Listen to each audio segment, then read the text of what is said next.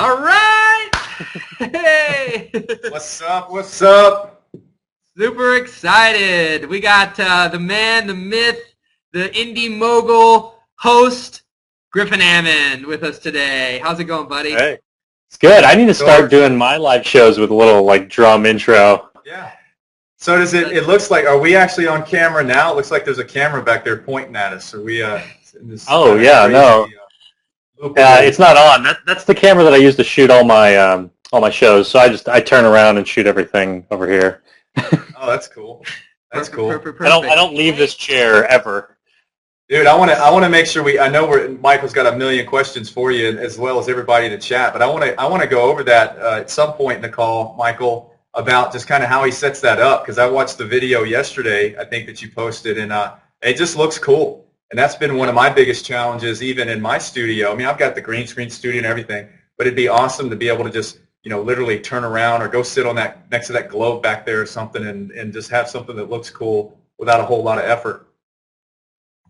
Right, all right. Yeah, we got guys. This is if you guys know the Buried Life, my dad does these T-shirts, skydiving with sharks. Somebody commented on the T-shirt. But Griffin, so what's your nickname now that everybody has coined you? Oh, well, a lot of indie mogulers who watch the live show, our live show, are calling me Old Man Hammond, because right next to me is the window where I overlook my own backyard and my neighbor's backyard. My neighbors have a lot of kids out there sometimes, and sometimes when I'm recording my show, they'll be really noisy sometimes while I'm trying to record in this room, and I just want to shake my fist and be like, "You kids!" So, yeah, there it is. There's Aaron Boydin who just called me Old Man Hammond. Awesome. Well, here it is, everybody. Here it is. Your Nice. GoPro Hero 3, the white edition. That everybody has been talking about, so super excited there. So of course, in the fashion of news and media and television, you're going to have to wait till after the commercial break, which will be essentially at the end of the show. So you've got to listen through the show, and we'll announce the winner at the end. I'm super excited about that. And then also we'll have some other goodies, because over here at Create Insights, this is our, more or less, the day itself. It was a Tuesday, except it was May 1st, which will be tomorrow, is our 1-year anniversary. So we're super excited to have Griffin on today, be giving away the camera, and just been rocking and rolling. So it's a super exciting day. All of you guys who are new to this, we appreciate you coming on today. We know there's a lot of Indie Mogul viewers on today. If you guys are in guest mode, I'm going to give you a quick overview really quickly of Spreecast. So if you're new to Spreecast, if your name says guest, that means you can't do anything but listen. So essentially what we want to be able to do is have you be able to interact in the chat, or the second half of the show, the second half hour, we're actually going to take your questions. So you're going to be able to ask your questions to Griffin. Typically on the show, we try to make this actually very much, I don't say business and it's all, so straight and narrow and you can't talk any tech at all, but we're definitely trying to help people that, a lot of Griffin's viewers, he said, are younger people that are wanting to get into video, but it's all ages. So we're here to help you guys be able to crack that code of how you can do what you love and, get paid for it, make a living. So try to, gear your questions towards that kind of stuff. Obviously, this is something new for Griffin here with that. And but right below Chris Simmons, you're going to see submit a question. So you guys can start doing that at any time, but the second half hour is when we're going to actually queue up all your questions and answer those. So if there's any issues at all ever, guys, just try to refresh your page. You should be good. If you're having an echo, just double check that you don't have 2 windows open. And I think that's going to be everything. So got the camera here. We'll announce the winner at the end along with some other special goodies. Let's get moving here. Let's get moving. The chat is on fire, so I can't keep up with it. I feel bad because I didn't get you guys an anniversary present. It's okay. You are. And I got to say one final thing. We're talkers here. We can go on forever. It's super awesome that you're rocking with the wedding stuff and everything else on the side, because when I reached out to you, you reached back and was like, "Oh my gosh, we've talked like 3 years ago, and you're the reason I've got a glide cam and all this stuff. So I'm super honored to have you on here today. It's super exciting. We're going to have to connect at some point in time. So Yeah. For your viewers who don't know, I mean, I got started in wedding videos when I was in high school, but several years later, I hadn't done weddings in a while, and I finally got a DSLR, and I was kind of like, what do I do now? Like, what can I do with weddings? And when I saw one of your videos, it was like the first time that I really thought, like, I don't just have to be a good editor. I can actually, like, be a good cinematographer, too, when it comes to weddings. And so, yeah, there was a lot of stuff that you did that inspired me. And that's just funny that you came around and called me up one day. I was like, you're the guy that helped me figure out wedding videos.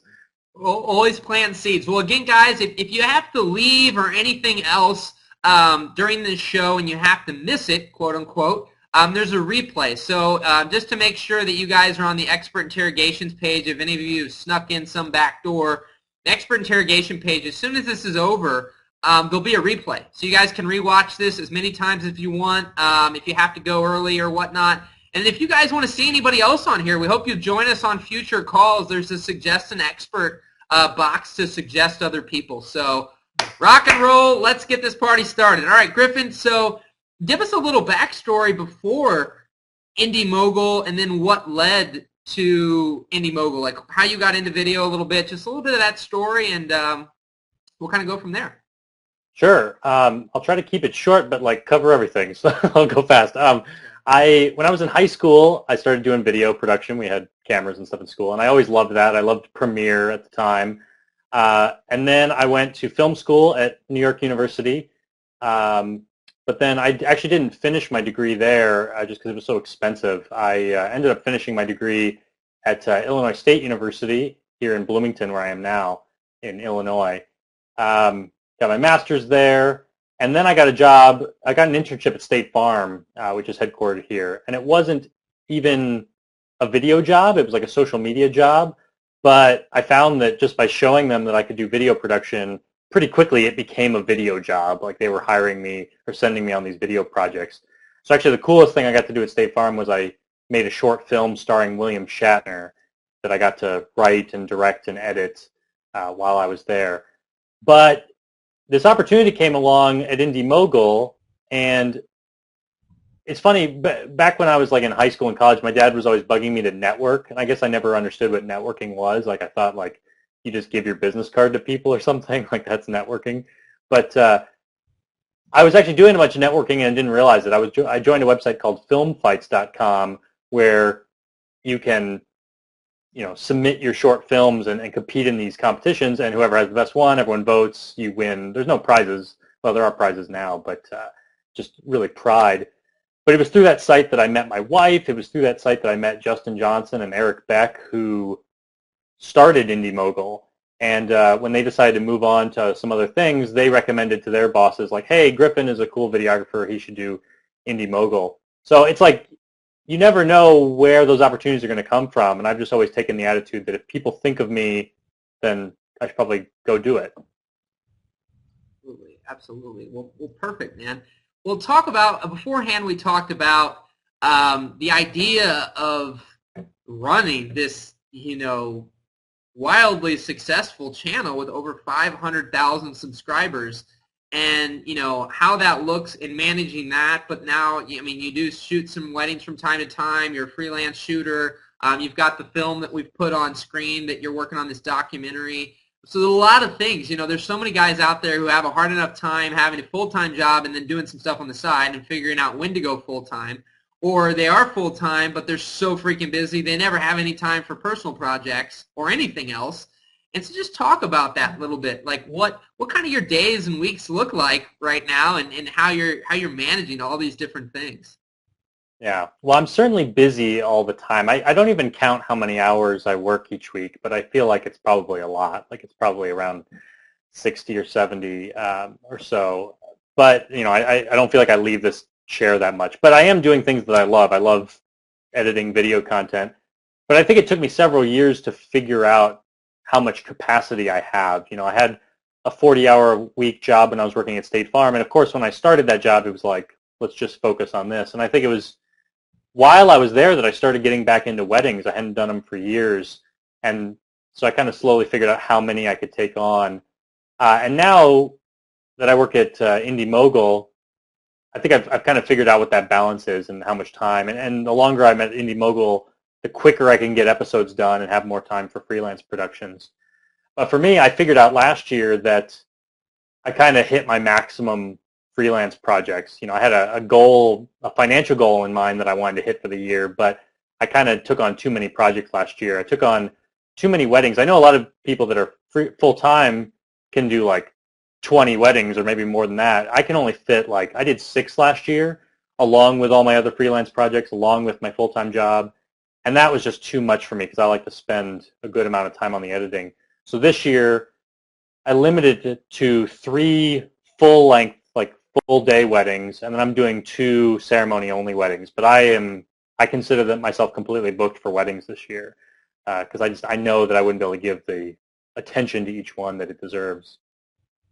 Perfect. Well, now one thing that I bet that you've had to do is with what you're doing with Indie Mogul that a lot of people struggle with, but can be very helpful. And again, maybe you haven't, just throwing it out here, but have you developed some systems, some kind of templates, some different things that help you structure some of the things you're doing with Indie Mogul to keep things moving, make it a little bit more efficient?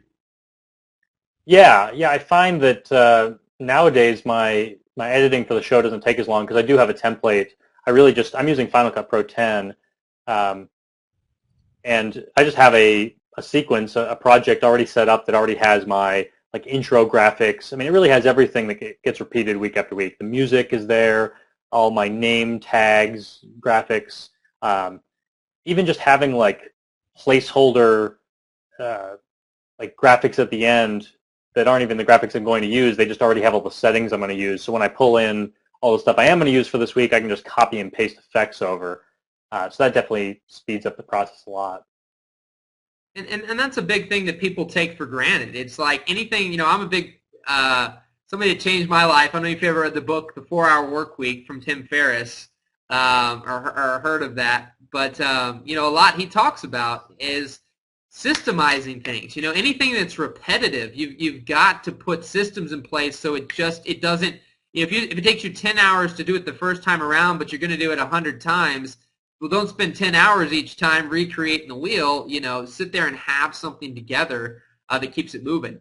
Let's see here. I had something else. Chris, do you want to add something in there, buddy? Yeah, Griffin's doing a rocking job of really rocking out nice, concise answers. No, I think that one of the things that's always intriguing to me when I see somebody like yourself that has this channel with massive viewership and the content is good. I mean, it's kind of like, you know, for every one person that's just really killing it with their own channel, there's 10,000 people who have tried, you know, and they might be, I mean, obviously there's something special about you that other people don't have, but there's a lot of people that are very talented, create great videos and all that, but they just can't find that thing, you know. I mean, what have you found that may contribute to that kind of, you know, magic sauce potion, you know, that kind of made it really blow up for you? I mean, was it timing? Was it content? Was it niche? I mean, what are some of your thoughts about that?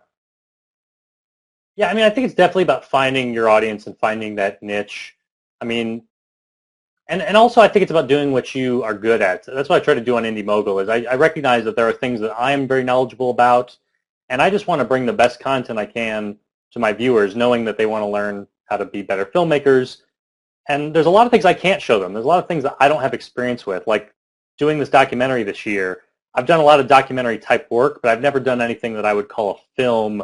I've never gone to a film festival. So this will be new experiences for me, and I'm doing it because I want to learn, and I want to be able to then have experience that I actually can share. So I think for me, I don't want to make episodes that are false, where I try to speak to things I'm just not knowledgeable about. I just try to look around me and go, what are the things that I think I do well, and let me share those with other people because they'll probably, maybe they already know this stuff, but perhaps it'll at least inspire them.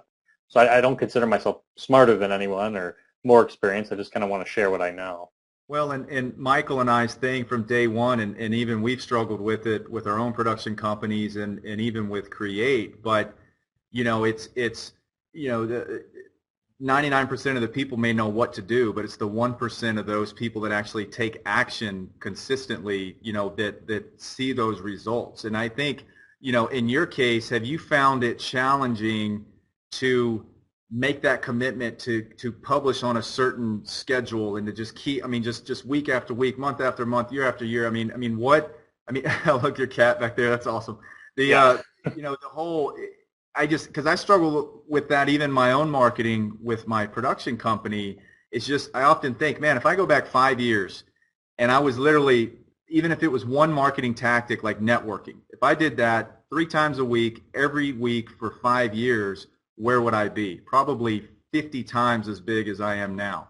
So can you talk to that talk about some of the struggles you have where you just want to be like, you know what, maybe I'm not going to do the video this week, or maybe I'm not going to, along the way. And what sort of kept you going? What kept that fire burning bright, I guess? Well, it's probably easier for me because this is my full-time job. I'm actually paid by Google / YouTube to do Indie Mogul. It's actually a property that's owned by them. Is that way? It wasn't always that way. A couple of years ago, 2 years ago this month, Next New Networks, the company that operated Indie Mogul and several other channels, was purchased by YouTube. And so now it's a YouTube property. Now it's part of a division of YouTube called Next Lab. Cool. And they're based in New York, but I do my work remotely from Bloomington. So because of that, because it's my job and I don't want to disappoint people, I know I got to turn out every week and do the show that I make, and then also, make sure the other programs that happen on the channel are produced. But I think, even if you're completely freelance, I think it's still good. I find now when I do a lot of freelance work, I kind of have to take that scheduling from the corporate world that I used to be in, and I need to have that like regimented. I get up every day at 7 with my wife who goes off to work, and I go to work even though it's right here in my house. It's just you got to show up to work every day and just follow your schedule. So yeah, I think it'd be hard for my audience to know how to keep up if we didn't always put out content on a regular time period too. It's not the same time every day, but at least they know it's every Monday they're going to see my show. And I think that helps build an audience. Awesome. Well, hey guys, we always want to do little breaks in here because new people pop in constantly. We give people updates. We got Griffin Hammond from Indie Mogul. You guys are incredible over here in the chat. You have brought over an enormously awesome audience. We know we've got a lot of people talking about Create Insights even over here, guys. One guy was saying that came over from your audience that we already were able to connect him with somebody local that's another video professional, that they're going to have lunch, I think, at the end of the week and everything. People are super pumped. I said, guys, they said that you don't see the level of interaction that we're having in the chat with any other live shows typically. Guys, we have a blast here every week, and we're super excited to have Griffin here. We're super excited to have all of you here. If you're in guest mode, the awesome thing that we do here is that instead of doing an interview with Griffin and throwing it up for you all to watch, is we do this so you guys can interact. So the second half of the show, we are going to take your questions.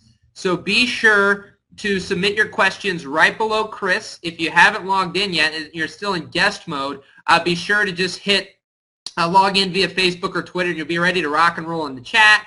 And the other cool thing, guys, is we keep this super positive.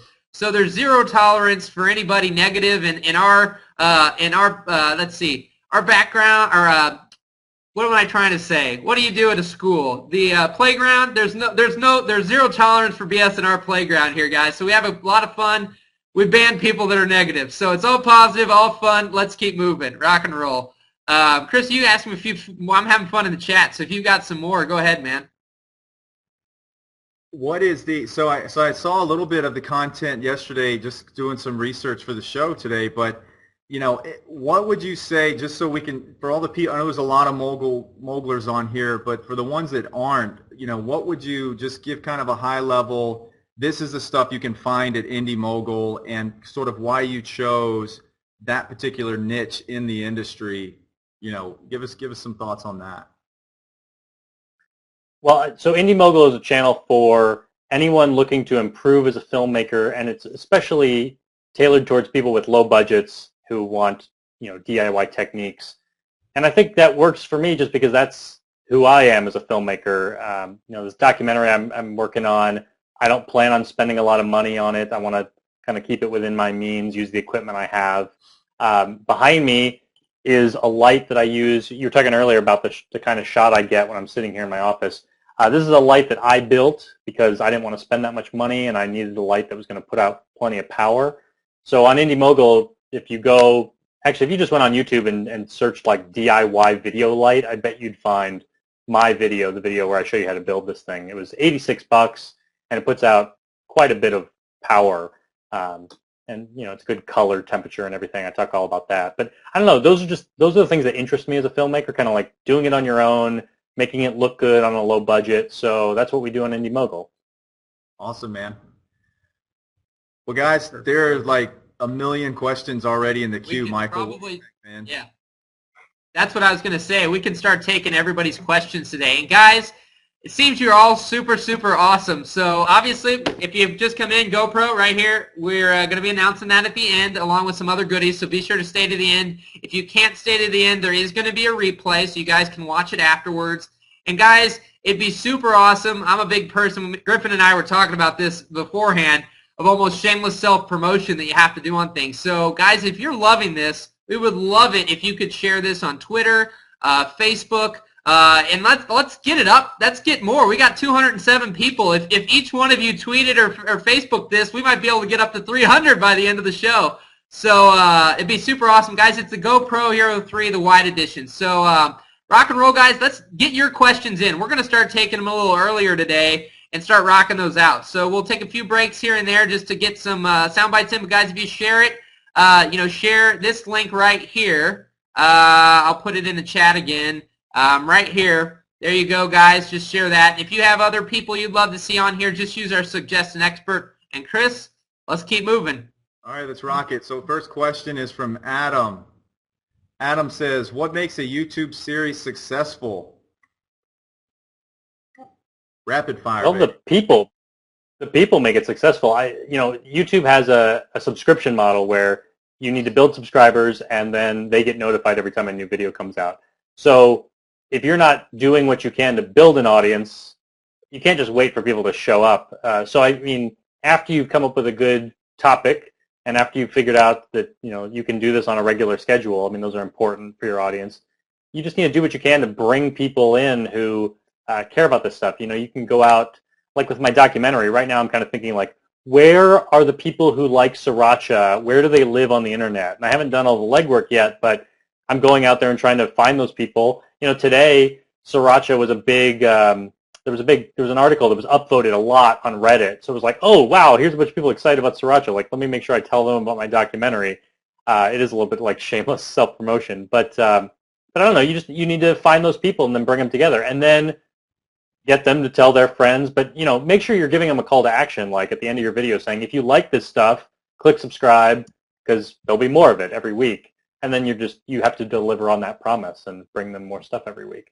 Well, and now what I've noticed, I was updating my YouTube channel the other day, and I just had to kind of leave it alone. I made the mistake of clicking the little button that says, yes, update my channel. And then all of a sudden there was 50 new things that I had to figure out, But I noticed that they give you the ability to put kind of that trailer now in that main lead spot with that big fat subscribe button right next to it. And I think that's really cool because I think that's going to make that a lot easier probably to get those subscribers. Yeah, that's really helpful. That was a good idea because the hardest thing was, especially on like my personal channel, it's harder to come up with like what is the theme here, because I might put up a cat video and then I may put up a video from a film festival or something. So that trailer gives you a chance to not just have your latest video speak to what you are, but you can actually put out something that says like, hey, for those of you who are new, this is what it's all about and please subscribe. Yeah, it's a great opportunity to put a strong call to action in there and make it clear to people why they should come back every week. Awesome. All right. Chris Zachary, do you have any tips on shooting weddings on a DSLR? Will you have to use multiple cams to get past the 4 gig cutoff? After I answer my thoughts, we'll have to get Michael in on this because obviously I think he's a very talented wedding videographer. For me, when I got into DSLR videography, I went with the Panasonic GH series. I started out with the GH1. I got a GH2, which is behind me. I have a GH3, which is here on my desk. And those don't have a 4 gigabyte cutoff. So I've just been lucky that I feel like those cameras are kind of made for videographers. They don't even shoot the best photos, but they have a lot of videographer features. What do you do, Michael? All right, quick rundown for everybody. During the ceremony myself, we mainly are shooting, and again, as you tell people, I mean, the T2 eyes, the T3 eyes, the T4 eyes, all those cameras are great. So guys, in the DSLR range of Canons, which is what we use, obviously there is the 12-minute limit. I'm typically, and again, I know you have people on the lower budget, so honestly, I mean, we try to have multiple cameras at the ceremony. But we even have, for one of our cameras that's our fail-safe, it's just a couple $100 HD cam that sits up on a light stand kind of wide to get everything, and then that's what we can always cut to. And then there's typically two of us there, and then from there, I mean, there's little gaps, but there's always that camera, and so like for a full ceremony, I have plenty covered, even if it was just the one camera solid that's the cheap camera and then a DSLR. But my main thing, guys, for anybody that doesn't know me, can go to Gebs TV and go to weddings. It's the same day edit / like a highlight video. So my main deliverable is like a 3.5-minute music video, and so I'm not as worried about the full length of everything being quote unquote perfect as I am getting epic footage with my glide cam or my monopod. So hopefully that's helpful, but yeah, that's kind of what I do in a nutshell. There's a lot more, but So here's what I'm going to do, guys. Since there's a million places, including Indie Mogul, where you guys can get all the tech info in the world that you want, we're going to try to use this time to talk to Griffin more about kind of the business side of what he's doing or what the business is in general, and try to shy away from the tech stuff. Just because if not, we can get bogged down with a lot of questions. So we're not going to load up tech questions anymore today. Hopefully you guys will understand. But we're just not going to do that. You cool with that, Griffin? If we just kind of stick to Yeah. sort of the okay. All right. So let's see. This is from Aaron Moore. He says, "How do you go about finding freelance work? I've got some friends, but other than that, I have nothing."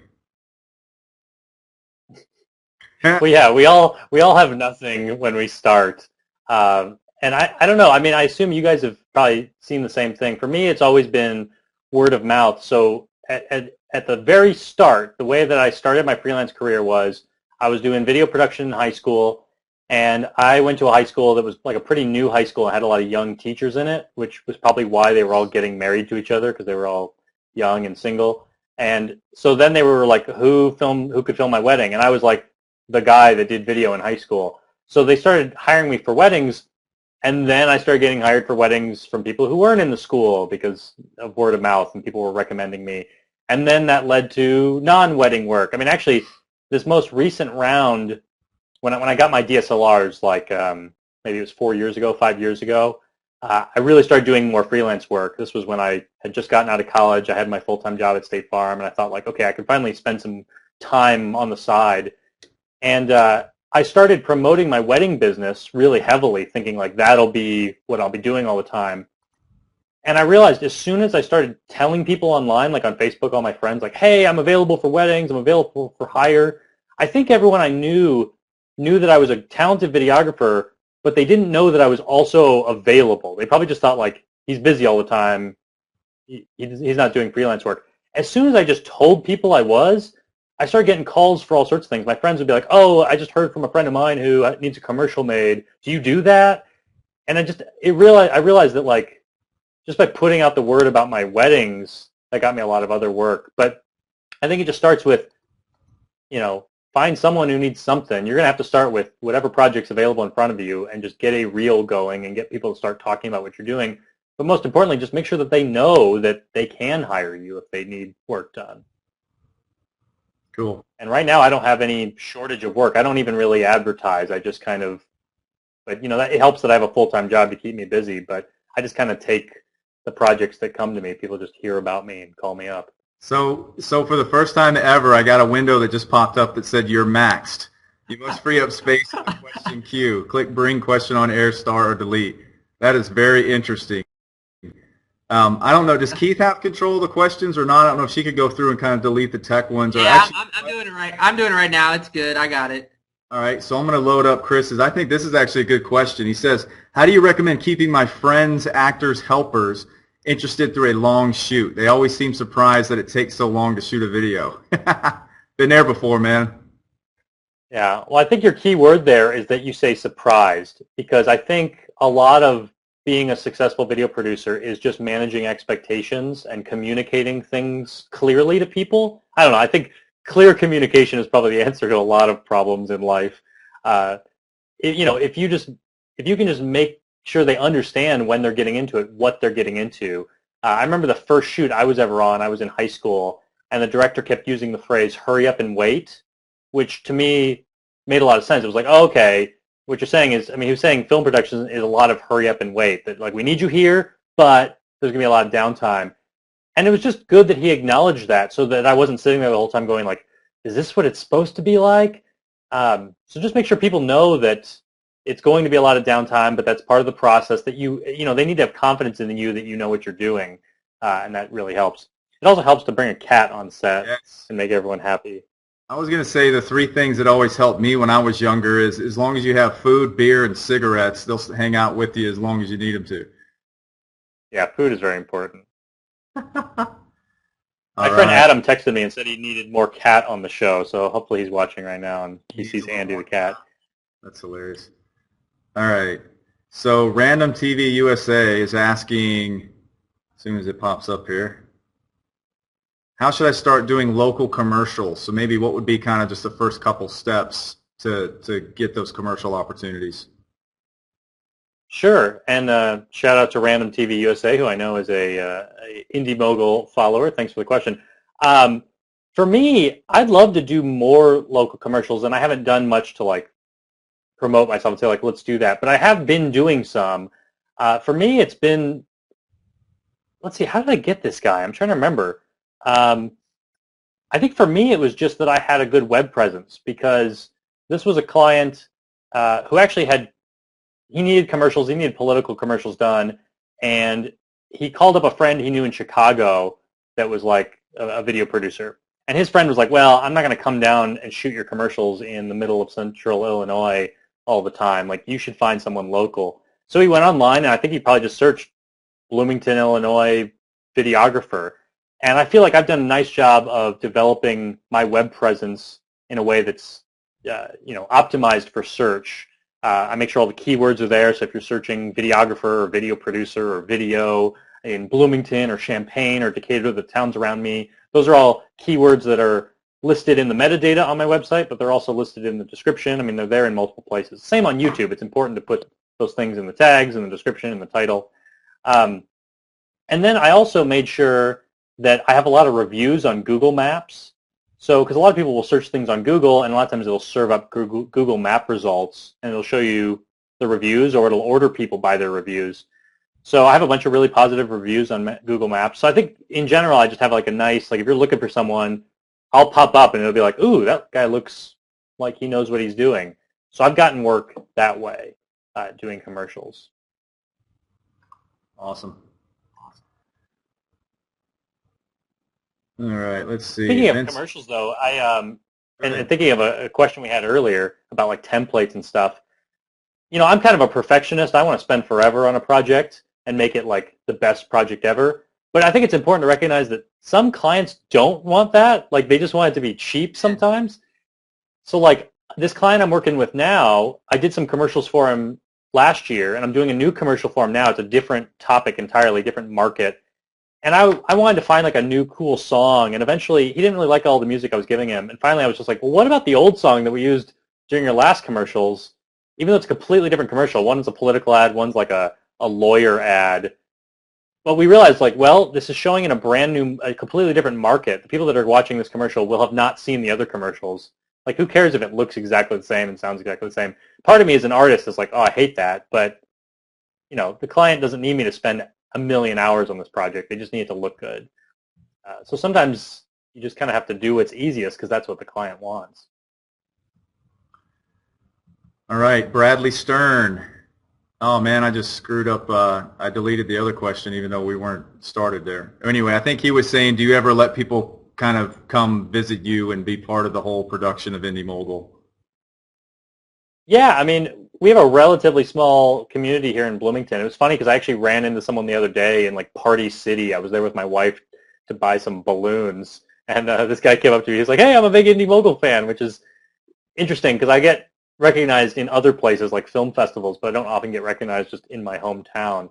But yeah, I mean, if you are here in Bloomington and want to meet up, just email me. You can uh, find my email address on my website, griffinhammond.com.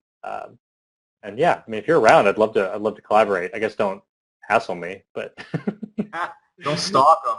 Don't like just show up and be like, yeah, hey, I'm here for the next recording. All right. yeah. So next question from Bradley Stern. How do you cope with filming as a one-man band on freelance jobs? When I film on my own, I always struggle to capture everything needed.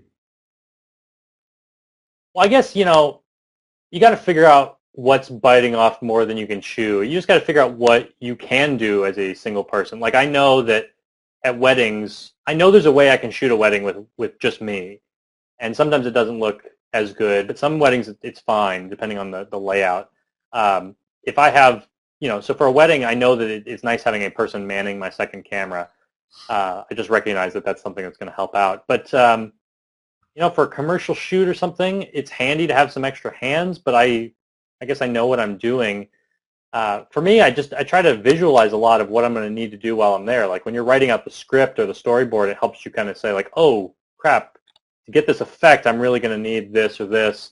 I mean, you kind of got to walk through in your mind, what is it that I actually need to do to accomplish this? And I guess just be upfront with clients. You know, make the kind of projects for those clients that you're able to do on your own that don't require a bunch of actors. You know, a lot of the projects I do are kind of documentary style because I know that like I can do that. I can show up and I can interview you. I can shoot some B-roll. I kind of treat it like I'm a news person. Let's just shoot a news story today. And then, you know, that's definitely something one person can do.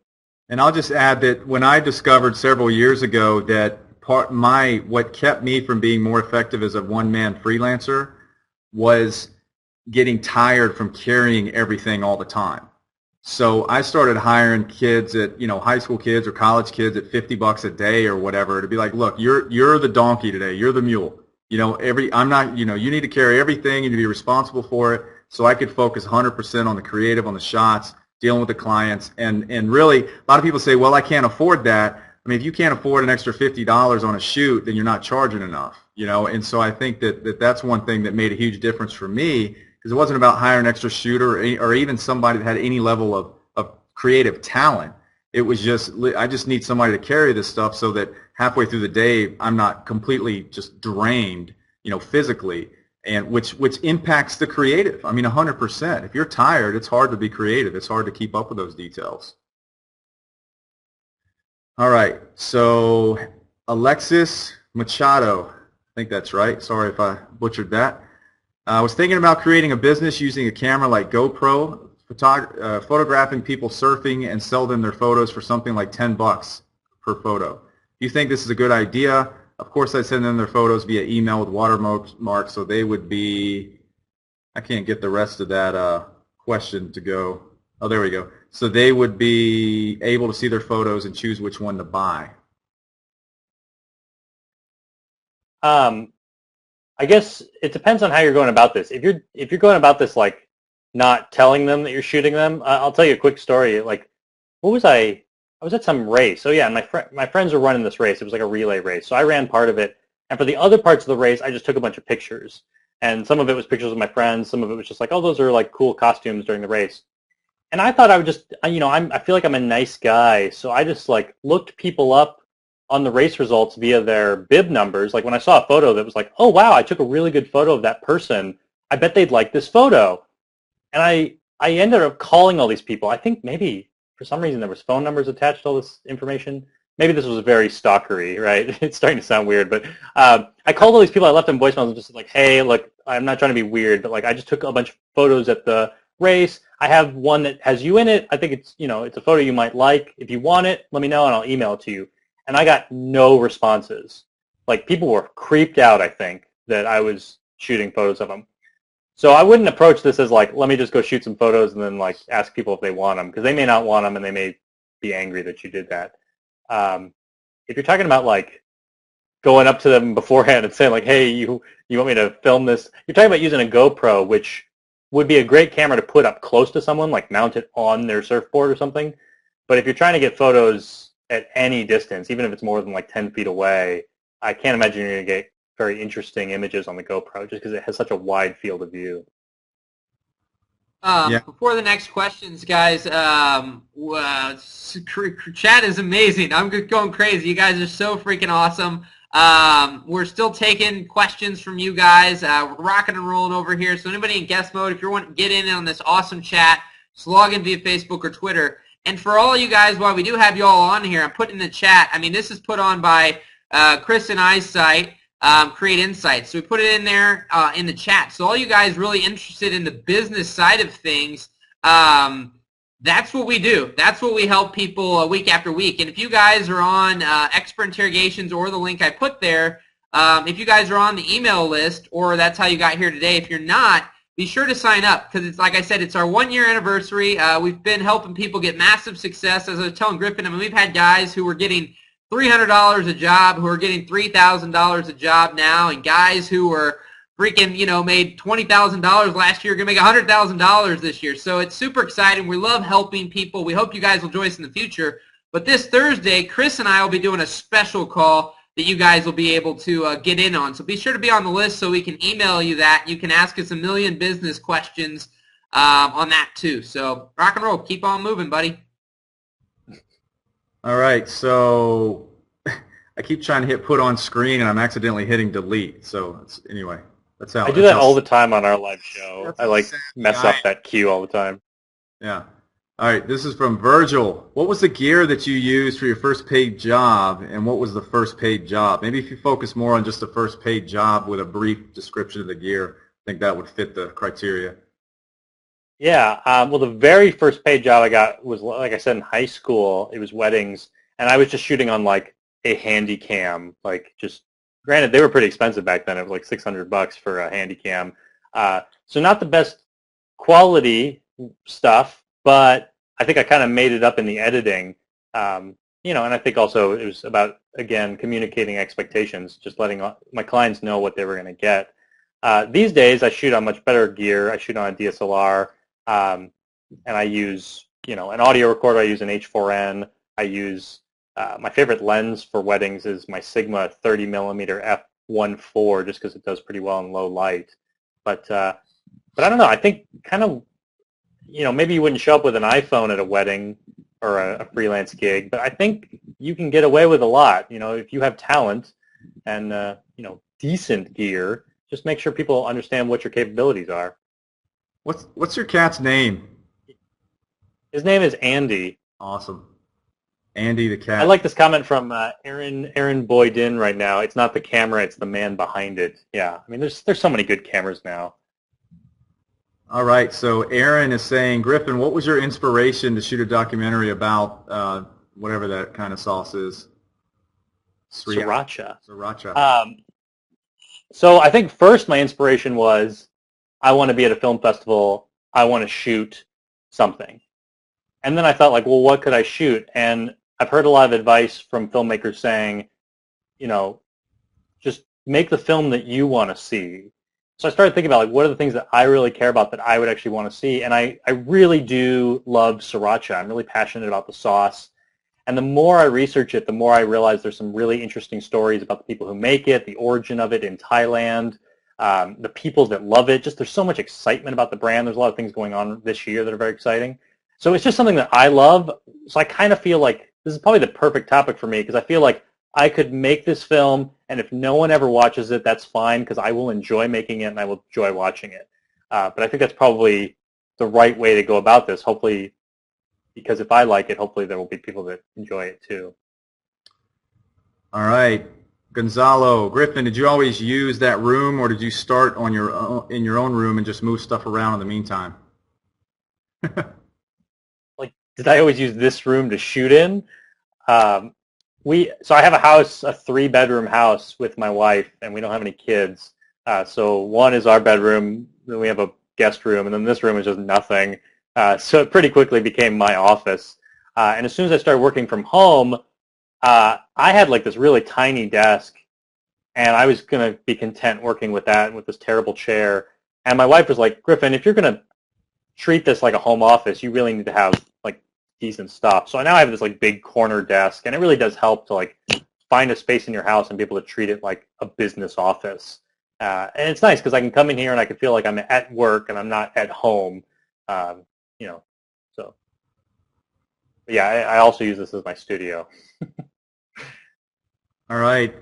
Darren or Duran Shield, sorry if I mispronounced that, buddy.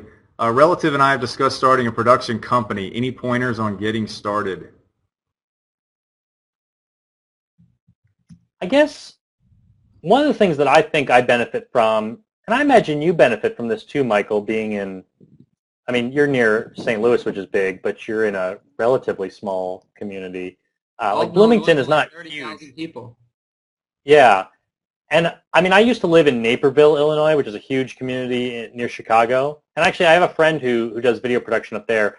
I guess he has no shortage of work up there. He actually does a lot of wedding work. I mean, there's probably a lot more weddings up there. But I also know there's a lot more videographers up there. I feel like in my community, I can really be like I try to kind of promote myself as like the quality. I'm not the cheapest guy, but I am the guy that's going to put a lot of time and effort into your work. And there aren't a whole lot of people I have to compete against. So, but when I got started, I kind of wanted to look around. I started Googling, you know, who are the other people in town, not because I want to like knock them out of work, but I just want to know like what are people paying for stuff. I mean, that was kind of the hardest thing, is just figuring out what's the market like for the work I want to do. So I think just figuring out like, are there people in town that will pay you? One of the things in my area is there are big studios near me that charge a lot because they bring a lot of people and they bring a lot of gear, but I can do local commercials for a lot cheaper because it'll just be me that shows up. So knowing that, just kind of figuring out like who my clients can be is very helpful. I guess that kind of goes with anything in video production. You know, before you start a film, you want to make sure there's an audience. Before you start a YouTube channel, you need to find an audience. The same goes with freelance work. Just make sure there are people that, who they are and how you can get to them. Yeah, and guys, there's work everywhere. I mean, there's about 30,000 people in my town, but then there's millions of people 30 minutes away from me in St. Louis, Missouri. And the reality is, I mean, honestly, a lot of our work, I would say on average we're traveling. I mean, I have a team kind of in St. Louis now, but for me personally, I've always traveled for the last, I don't know how many years, anywhere from 30 minutes to an hour and a half sometimes to do the jobs. So, you know, if, yeah, you're only looking within 4 minutes, you know, of the radius of your home, you might run into some issues. But, you know, there's plenty of work if you reach out and you start networking with people. There was some talk of that in the chat. So always get out there and find, like Griffin said, your audience. And where are they at? And where can you meet them? And how can you, you know, build relationships with the right people? So. All right, so I think the next question deals with how do you market yourself as a freelancer. I think we've touched on that several times. Jason's asking a question about Reels. He says, what about Reels? I'm really struggling with developing mine. I've heard no more than 2 minutes. Any tips, ideas, suggestions, that sort of thing. How do you feel about demo Reels? It's funny because, you know, I don't know if I've ever actually made a demo reel. I think some people have really, you know, are really talented at that and have these great reels out there. For me, a reel, I don't know, like, especially with wedding clients, I'm not entirely sure that having a reel would do a whole lot to convince them, especially because people like that may not understand what a reel is really, or that it, you know, how that compares to the actual product they get. So I like that when I do like a short film for a wedding, you know, I give them a full-length stuff too, but the short film is usually what ends up online. And that's something that they're going to share, and people always see those. They always see someone else's short film, and they come to me for work. I think it helps when they can look at that and they go like, okay, I know what the product is now. I know that I'm going to get one of these, a 5-minute video. So it kind of depends on who your audience is. I think a reel would be helpful. I've often thought about if I had a shortage of work and needed to find more work, I feel like I would probably do one where I kind of, maybe I'm even on camera and I kind of say like, hey, I'm Griffin. Here's what I do. I do weddings. I do this.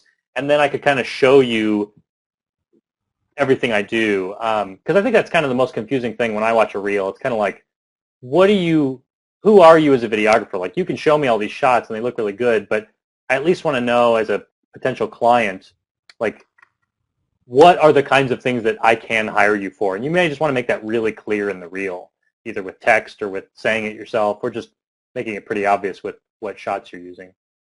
Yeah, my personal point of view on that for everybody, guys, is show people what they can expect, which is pretty much what Griffin is saying. It's almost more important. Obviously, with film and things like that, it is better for that reel because you can highlight a bunch of different things with your directing or cinematography.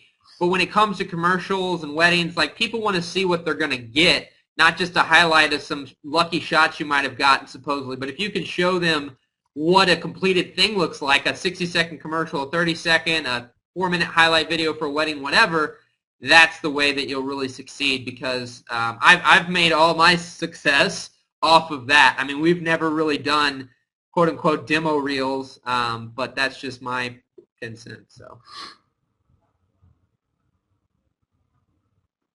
And one thing you should not do, I actually have someone who took one of my wedding videos and put it on his Craigslist ad and said, like, you'll get a wedding video like this.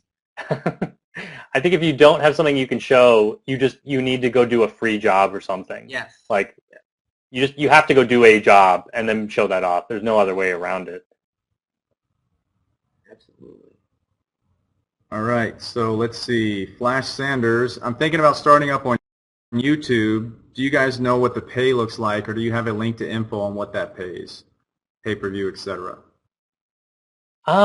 Let's see.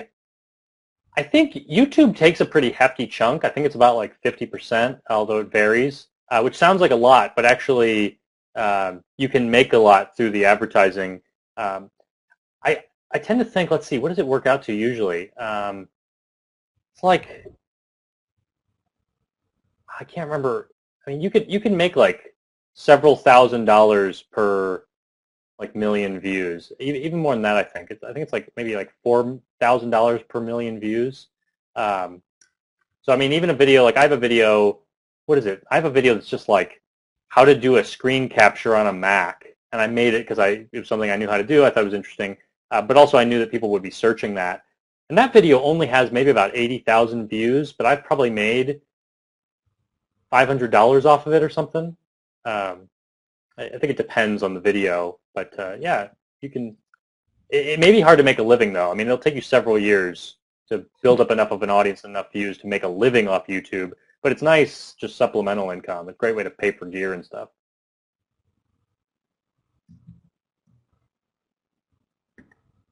All right. Sorry, guys. I'm just kind of screening these questions to see what's going to be good for us. Just a general question. How do you spark creativity when you're just not feeling it? Thanks, Ken. I guess, so I get a lot of questions from people like they have no idea what to make. They just want to make something. And if that's the problem you're having, there are great websites like filmfights.com, or I used to always go when I was younger to onlinevideocontests.com and just like go find a contest I could enter and win. But if you're talking about like you have a project already in mind and you just need to be creative, I don't know. I think sometimes for me, it's hard having like a complete world of possibilities. Sometimes I need to limit myself to be creative. I kind of need to know like, if this is the scope of the project, if these are the things I can do, now what, then for me that it's easier for me to be creative. So a lot of times I'll think about like, what are the things that I have? Like, do I have a friend who's a really good actor? Do I have a setting that's really unique? Do I have a trick that I just learned on a camera that I really want to use? And just kind of make the project that. Like say, okay, well, I have to shoot in this warehouse because I got it. And that'll limit you to, instead of an entire world of infinite ideas, you have like, well, now there's like 5 ideas that could take place inside this warehouse. For me, that's how I'm able to be creative. But for you, it may be just the opposite. Limiting yourself may be the worst thing. I don't know. I think that's behind me. I mean, if it comes down to using your creativity to be profitable, to generate revenue for yourself, you have to put a box around it at some level. I mean, you have to, like you said, you have to give yourself those parameters that says, and it could be as simple as, look, I'm going to give myself 2 hours to come up with a concept, and that's it. And then at the end of the 2 hours, you take the best idea you have and you run with it. And even though you're not completely satisfied, I mean, I saw something years ago, an editor had this sign over his desk and it said, no video project is ever completed. It's only merely abandoned, or whatever. You just get to a point where you just have to send it on its way and let it flap its wings, and then you got to just forget about it and move on to the next thing. If you're doing it from a production company standpoint where you're trying to produce content, generate money, that kind of thing. I know it's harder to do that with like a documentary or a personal project, but that's what I found myself running into with that kind of thing. Yeah. Right. Yeah. Every project I've ever worked on is always done at the last minute because you can always do more on a video project. So yeah, you just got to cut yourself off at some point. So I'm going to take a shot at this just because I like trying and screwing up people's names, right? Gary Wojciechowski. Is that right? If that's right, you got to give me a what's up in the chat. So his question is, I find myself to be my biggest critic, no matter what. Where's your house key? Oh, I don't know what you're talking about. I found myself to be my biggest critic. Oh, that's how you say it. Where's your house key? Nice. He hasn't answered that 1,000 times. Where's your house key? That's awesome, dude. All right, I find myself to be my biggest critic. No matter what I'm working on, I doubt myself the entire way. Even when it's finished, I nitpick every bit of it. No matter how many people tell me how good they think it is this a problem that you face with your own work, and how do you help yourself rise above this barrier? Yeah. So I think it can be a barrier, but I think it's also important to recognize that can be an asset to you. I think it's really important. I'm the same way. I look at my own work, and I feel like I'm a perfectionist, and I see every error in it. And like we were just saying, you can't work on a project forever. So whenever I have to cut off a project, I put out like a video yesterday that was just like a GoPro thing. It's like a montage of me at a film festival. And I had to get it done yesterday, and so there's a lot about it I don't like, but I'm getting a lot of positive feedback because I think people recognize like, oh, cool, you spent a bunch of time on it, and it looks good. In the back of my mind, I know it can always look better, but if it makes people happy and, it shows what I can do, then that's great. But I think it's healthy to always know what your problems are and what could get you to the next level. As long as you can recognize how you can work on those things. If these are just like self-esteem issues and you think like, well, I'm never going to be a better cinematographer, then that's a problem. But if you could say, I'm not really happy with the way I shoot now, but perhaps if I had more practice with this lens, or, if you could set something up that says like, I'm going to work on this, I think that's valuable and that's healthy. Holy Toledo, guys. Hey, one second. We're going to stop here for 1 second. We're reaching the 3 o'clock hour. It's been an hour. Time is flying by. There's a gazillion questions in here. I mentioned to Griffin staying a little longer to answer some more, but we're going to have to stop any and all questions anymore. I honestly can't guarantee that we will get through them all. There's 47 still queued up. So we're going to burn through as many as we can, but guys, no more questions submitted. Round.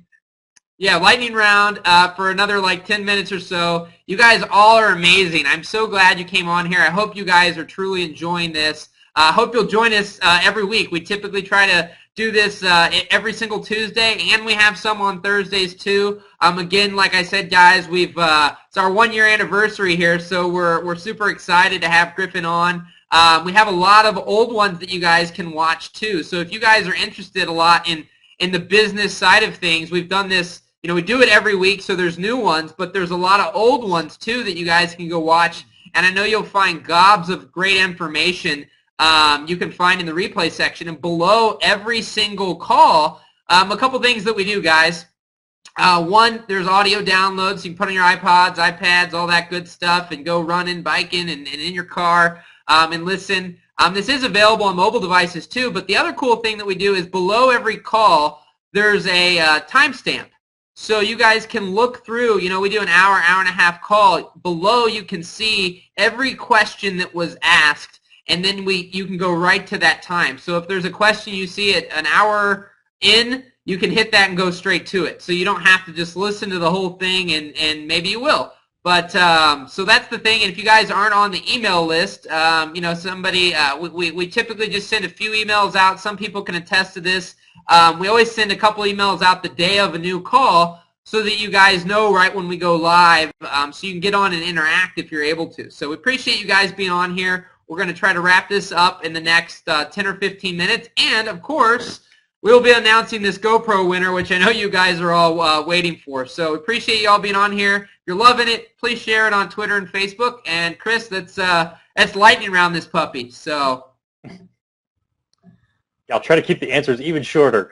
All right. It's all good. This will be a good test for you. Joe Kidd's asking, would you say that in the next 10 years that film will change drastically, and how?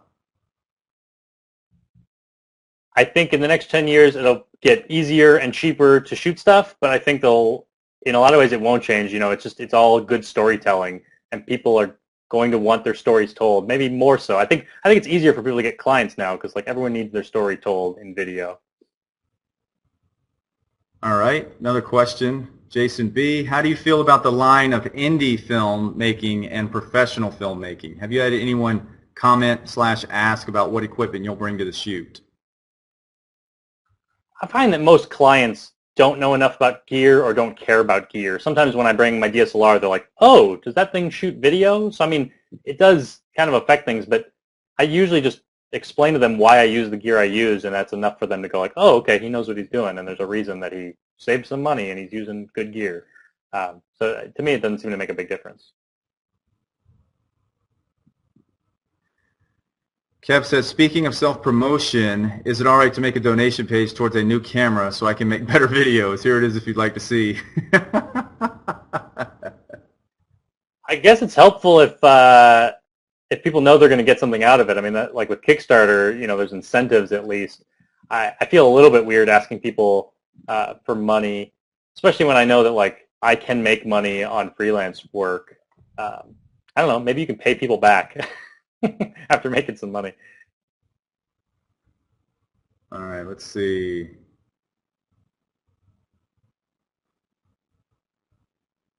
Trying to screen these out.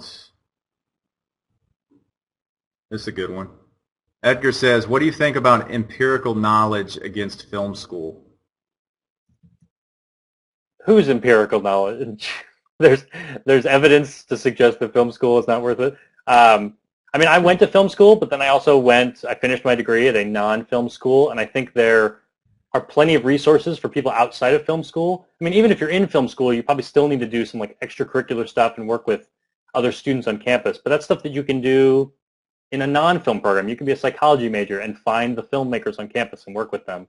I think that collaboration, you'll learn a lot. You'll learn a lot on Indie Mogul and other online resources. So yeah, you don't need film school, definitely. All right. Richard's asking, what advice would you have to keep people coming back to a YouTube channel? Well, get them to subscribe so that they'll get notified when the next video comes out. But I don't know, just be responsive, answer their questions when they have comments and suggestions for your show. Make sure you're bringing that in. People love to be, get a shout out. So I don't know, just bring your audience what they say they want and try to grow as a filmmaker each week yourself. So this is a good follow-up question. Bill Grant, he's one of our Create Insiders. He's asking, what is your best tip on increasing viewership? I think the best method for increasing viewership is to collaborate with other YouTubers, which is something I don't even do that often or that well. I know it works. I see when I do it, how much it works, and I see other people using it well.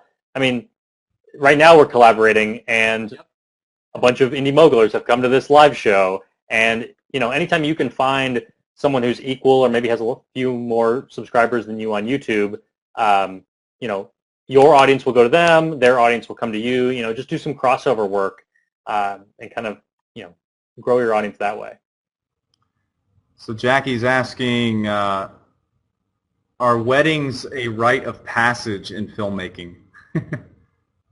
Yeah, I think so. Just because, I don't know, so many people get married, and especially when you're in your 20s and 30s, maybe starting in video, you probably have a lot of friends getting married. So they're going to ask you whether or not they can pay you or not. They're going to ask you for weddings. For me, that seems like a nice way to get into other freelance work. It's opened up a million doors. I shot on Richard Branson's island at the end of last year on Necker Island. Shot for Tony Robbins, the Buried Life guys here. I mean, all sorts of weddings all over the United States and Puerto Rico and all these places. And, I mean, it's opened up so many doors with the weddings. And so I can't say anything bad about it. It's a good place to start, guys. And it gets your feet wet because there's nothing that you're going to do that's going to be so, honestly, high stress in one take. Like in film, you get to redo things, and so it gets you a lot of practice with your gear. So, yeah. Plus, you can make some money on the side. And for me, it's just it's fun. I mean, everyone's happy at a wedding. It's just a beautiful setting to be in. I mean, why wouldn't you want to film that? I tell clients all the time, they call me and they ask if I do weddings too, and I was like, if people got married on Thursday nights, I probably would, but I just got tired of giving away my weekends, Yeah. All right. Sorry, guys. Trying to get through these questions here. This one question, Sebastian says, I may just read them from here, guys, instead of trying to load them up. He says, is there any co-op plan between you and Film Riot? There isn't right now. I think one of the challenges of being a busy YouTube filmmaker is just like, I don't even get as much time to watch other people's stuff as I would like, because I love Film Riot. I think they make great content, and I would love to spend more time watching that. I'm sure I'd get really inspired.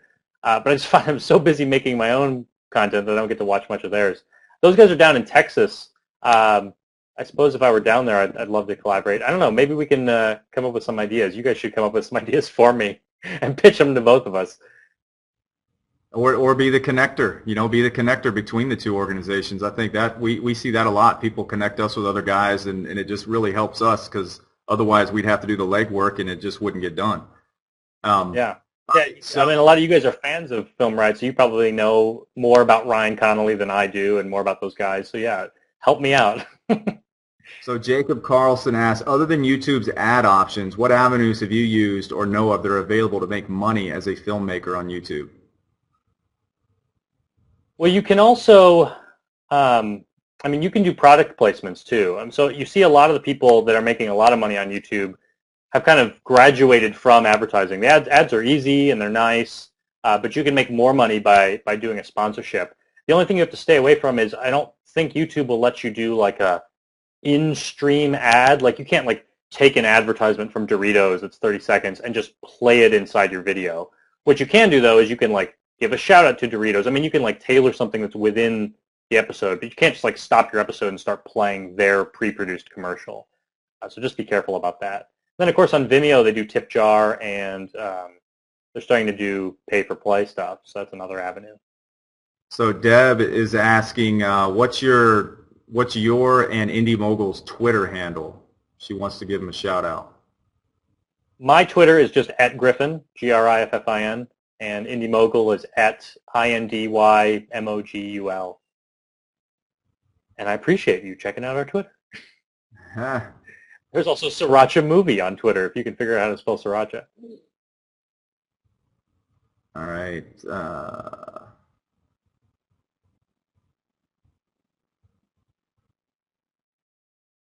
Okay, this one's cool. It's a little bit longer though, so I'll load it up.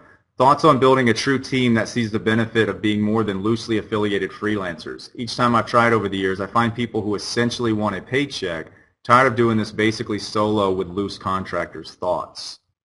It's a great question, Jay. This is probably something that Michael can speak more to. I was asking you when we first were on the call, like I kind of work alone. I have some friends that maybe I'd love to work with, but they're kind of, we all have our own work going on. And I've often thought, like, how could I expand my business without just like screwing it all up? Well, I mean, go ahead, Chris. Go ahead, man. No, I was going to say real quick, the thing to realize, Jay, is that the bottom line is if they don't have any ownership in your company and they aren't incentivized based on how well the company does, what else should they be in it for? I mean, it's a job. They're going to come in, give you everything they've got, and then they want to go home because they're not taking on the risk of owning a company, and they don't get the reward of owning a company. I mean, people work for me and they get a paycheck every Friday, but guess what? If it was a great week, my paycheck is really big. If it's not so great, I may not even get a paycheck.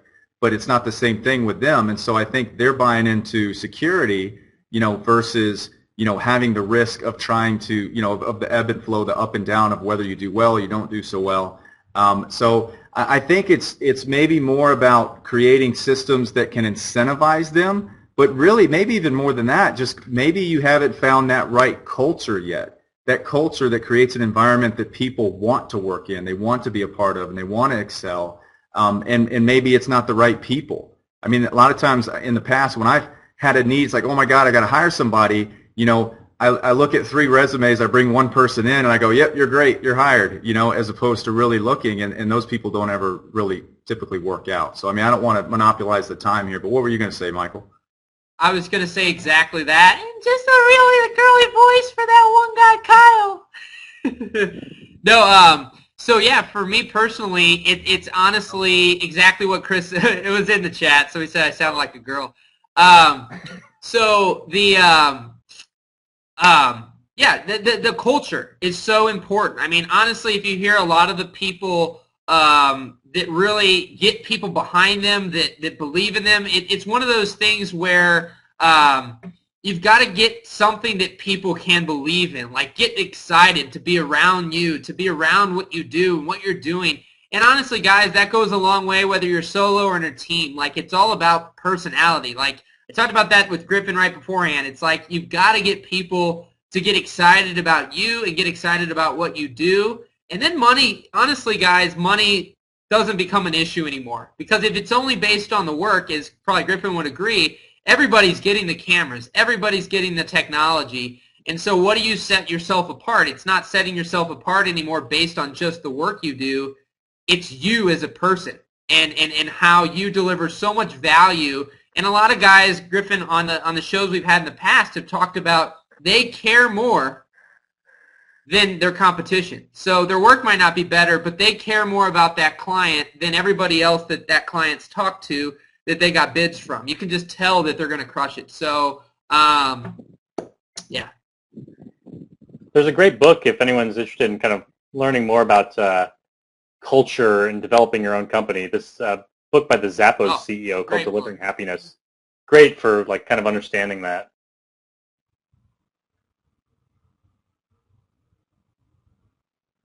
It's interesting that you mentioned that, Michael, about just like being nice to clients, because sometimes, I mean, I always try to be really polite in my correspondence with people, even if it's like, I can't take on your wedding. I usually start my email by saying, congrats on your upcoming wedding. I really apologize that I can't take on any more this year. And I just try to be really nice in all my correspondence. And I'm amazed how often clients and even non-clients just kind of get back to me like, wow, thank you for being so nice. I'm just thinking like, wouldn't everyone be this nice? Like, you're putting yourself out there to get work. Don't you want to be polite to people? But it's amazing how many people take that for granted.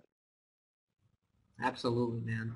Well, we're just going to take, we're almost done here. So I think we do just a few more minutes, Chris, and then we wrap that up. You've been doing a good job. We're going to finish these off, guys. And yeah, I want to point that out really quickly for everybody so they know. I know a lot of us, we harp really hardcore on positive and zero tolerance for negative. There's a lot of stuff out there on forums and groups, and honestly, YouTube's one of them, where people just feel that they can say whatever they want, be whatever they want. We don't own Spreecast, but we own what we're doing right here, and so, we delete and ban and whatever if you guys get stupid, because we want everybody that comes here to feel welcome, to have fun, and feel that they don't have to be scared about saying something. So I hate that I have to say that, but we want everybody to know that. So that's definitely something to keep in mind for our future stuff. We don't tolerate things very long with anybody that's being kind of stupid. So you can go play that game somewhere else. But that's it. And we're going to announce the GoPro after just a few more questions. So. All right, Matt Wilson is asking, I recently was doing a film job for a local football team and was told that I was going to get paid, but I never did. What advice would you give to make sure that you will be paid for the work you did?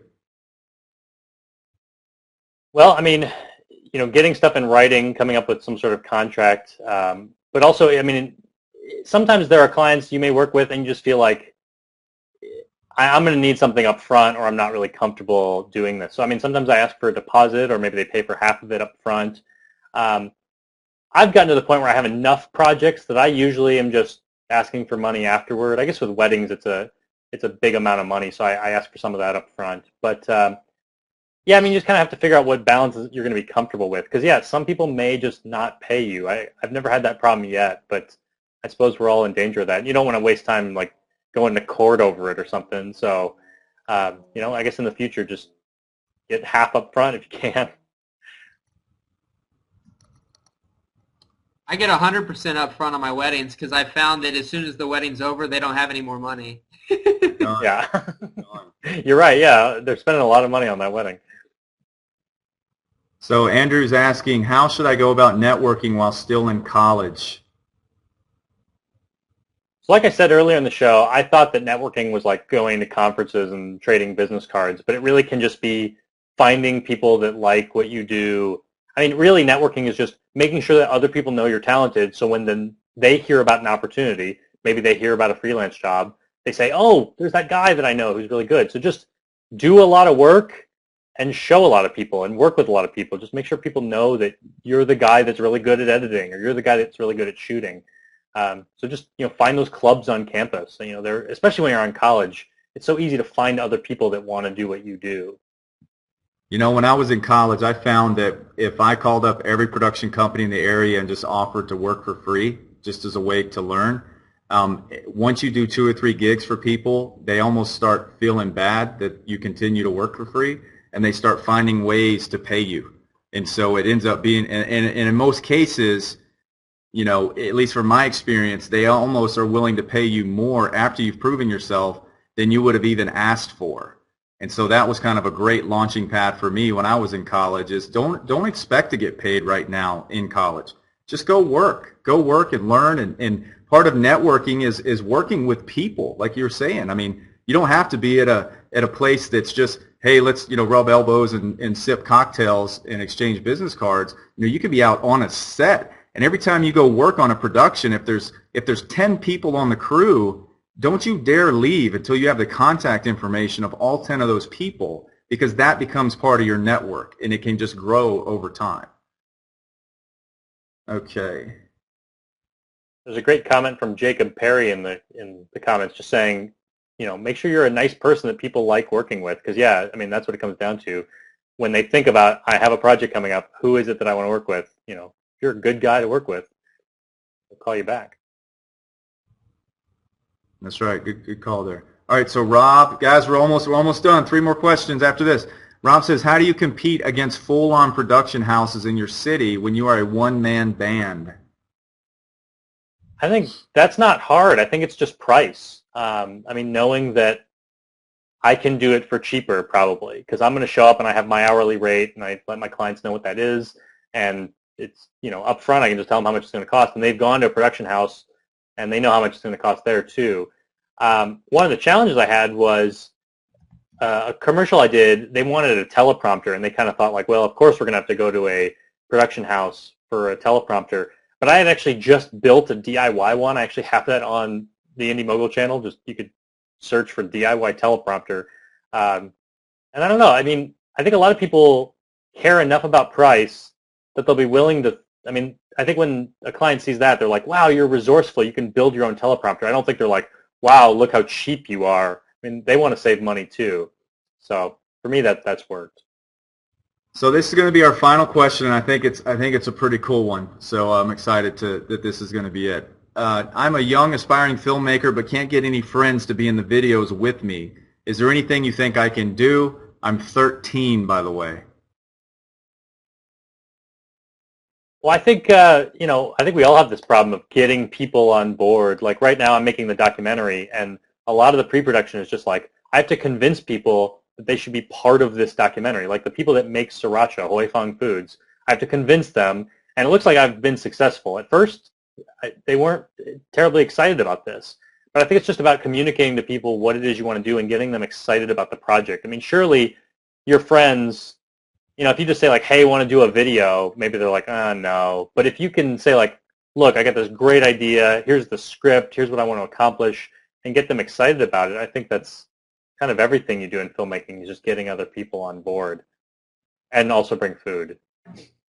Sell your vision, man. That's how it is. Sell your vision. Start small. Maybe instead of trying to get somebody in on a big film, maybe just do like a 60-second short or something so you don't have to take a lot of somebody's time. And then once you put that out on your channel or your Facebook page and all your buddies see it, go, oh, that's kind of cool. They're going to be asking you when's the next time you're shooting and you know, when can they be a part of it? When I have a girl when you're 13, you can be ambitious, but you don't need to like say like I'm going to make my feature film right now. Yeah, I mean like find some fun projects that people can get on board with.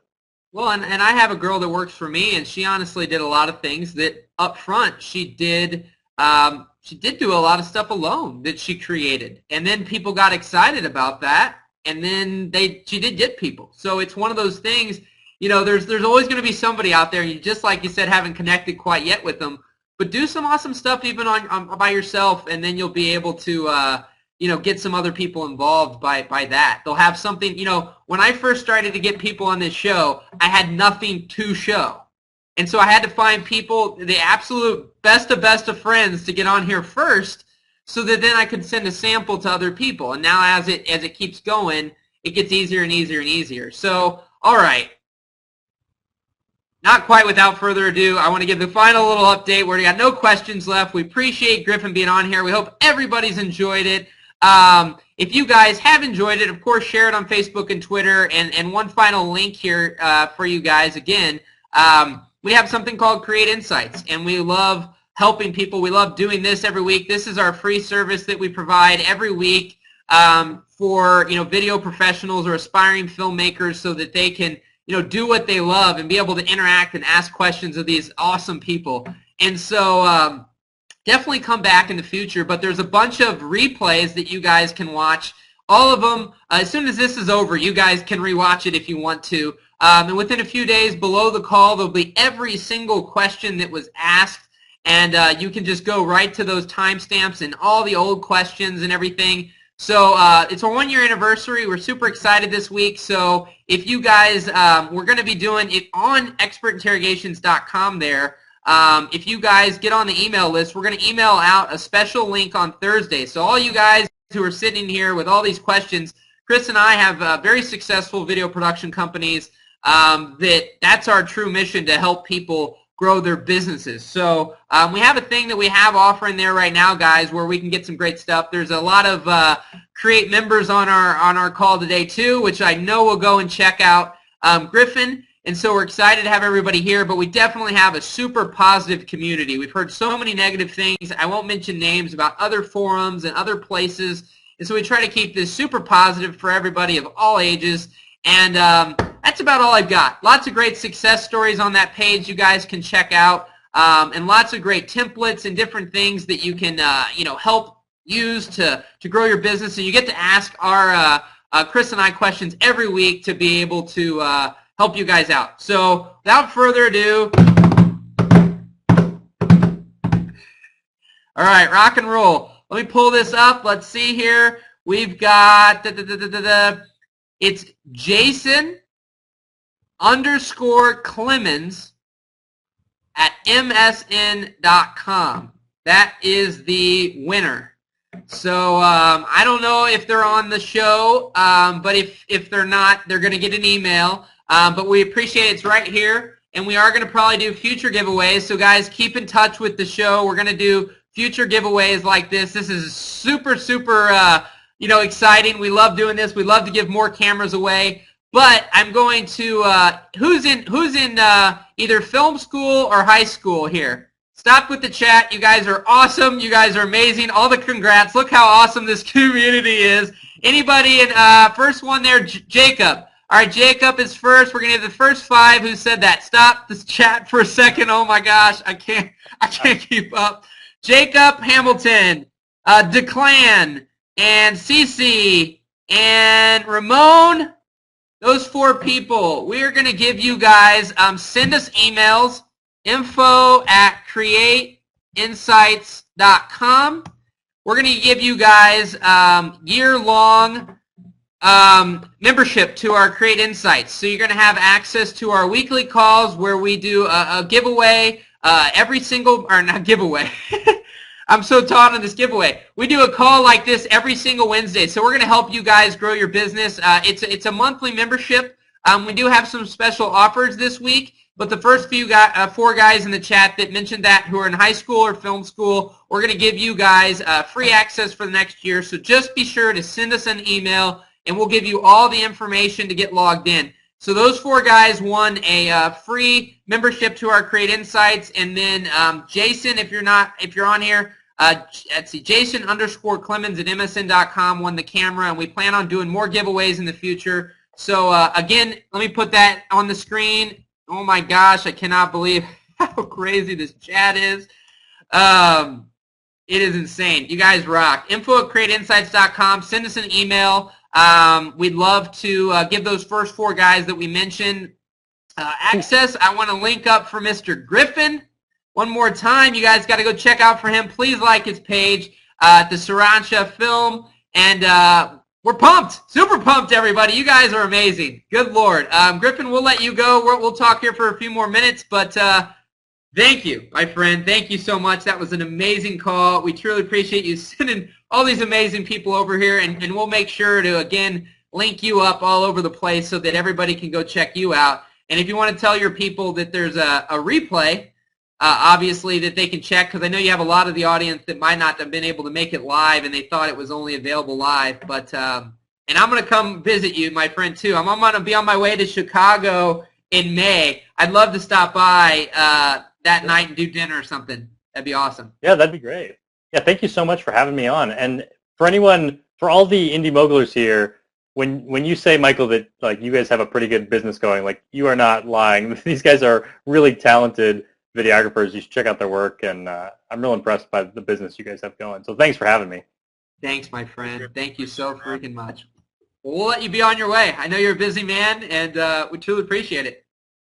Cool. I'll see you later. All right, we'll see you. All right, there you guys go. That's Six Strong Media and Kebs TV. Those are our websites. Wow, guys, that was an absolutely amazing call. That was our largest free cast to date. I think we maxed out at like 210 people today. Yeah, so thank you all you guys who are new. I know you're flying off here. It's been a heck of a call, an hour and 33 minutes. But yeah, guys, 1 year anniversary. We're super excited that we've been doing this for a little over a year. It's our true mission to help video professionals, videographers, filmmakers, video professionals be able to do what they love and make a living at it. I know a lot of you guys are out there struggling, so that's what it's all about. And that's what our mission is here to do, is to help you guys succeed with that. So with our live calls like this every week, you get to interact with the guests. And then on our Wednesday calls, which you'll see on the thing on the screen there, we're able to take all your questions and interact. It's just a super positive community, super uplifting. There's no negative, like I said. If there's any crap, we get rid of those kind of people. They can go play on the other playgrounds. So holy cow, I'm worn out. And Chris, go ahead. If you guys will go to that link that's on the page now, and you scroll down, you're going to see a lot of the success stories of people that have joined our program. We've helped them. Some people have went from, averaging a few $1,000s a project. Now they're upwards of 20,000. I mean, there's some pretty amazing stories there, some video testimonial type stuff. We're committed to this, guys. We've been doing it for a year. We, plan on doing it for 30 more years, as long as the community, the film community will support us in doing this. And, we hope as we get bigger over time, that we can dedicate even more of our time on a daily basis to building this just crazy awesome resource. So again, guys, we do expert interrogations on Tuesday like we just did today. Tomorrow is actually a 2-hour coaching call that we do for our members, and that's where we really focus 100% on your needs. What are the specific problems that you're having in your company right now, whether you're trying to start a company, whether you've been in business for a while, or whether you're an advanced user, maybe you've been in the business 20 plus years and you just kind of reached that point of stagnation where you need help kind of getting over that plateau. Between my experience and Michael's experience, as well as a lot of the other members, it's amazing how we can kind of just help you push through that issue and start to get some major results. And then the next week when we come back, you can tell us about it, we can tweak it and move forward beyond that. And then, like Michael was saying, this Thursday we're going to do a special call where we kind of give you a little bit of a sneak peek on what we do on Wednesdays. That way it'll just, hopefully if it's something you want to try out, that's just our way of letting you kind of take that test drive without having to commit to it first and foremost. But anyway, guys, I think it's great, man. We love the community, and certainly anything you can do. If you have questions for us, send them to that email address, info@createinsights.com. We'll do our best to answer them as quickly as possible. And I don't know if you've mentioned like our Facebook page or anything like that, but definitely you can check us out on Facebook as well. Yeah, again, if you guys just finish it off, at Create Insights, if you want to follow us on Twitter, and then be sure to get on our email list. We won't spam you guys. We want to respect your inboxes. We're just basically going to send you guys emails regarding these calls so that you know, hey, this is live and everything like that, so that you don't forget about them. All the replays. Be sure to look at all the old replays. Lots of great information. We could go on and on and on. We love to talk. We love to help, and I know that we will help you. That's a really bad. Oh my God, I didn't get to even practice that. Oh, geez, Chris, try it out. What the hell? What was that? Try what out? Batman? I don't do the Batman. Oh man. Come on, do Batman. Come on, give them what they want. I even though I like the movies, I think the freaking way he talks is stupid. So I don't even try. Do you do any impressions? No, Blaine's got it, man. I'm more of a rapper. I don't do that. Oh, then rap for somebody today. Thank everybody in a rap. If you click that special offer and you join the program, I will open tomorrow's coaching call with a rap. That's it. I don't rap for free anymore. Well, rock and roll, people. I know you've loved that. And guys, I know that you loved we kept the chat clean. That's always our mission. No BS. And guys, we will give you the future of all of that. Okay, I can't do it. My eyes are watering. Painful. Rock and roll till the end, my friends. Painful. All right, man. Peace. Hey, peace, guys. Thank you so much.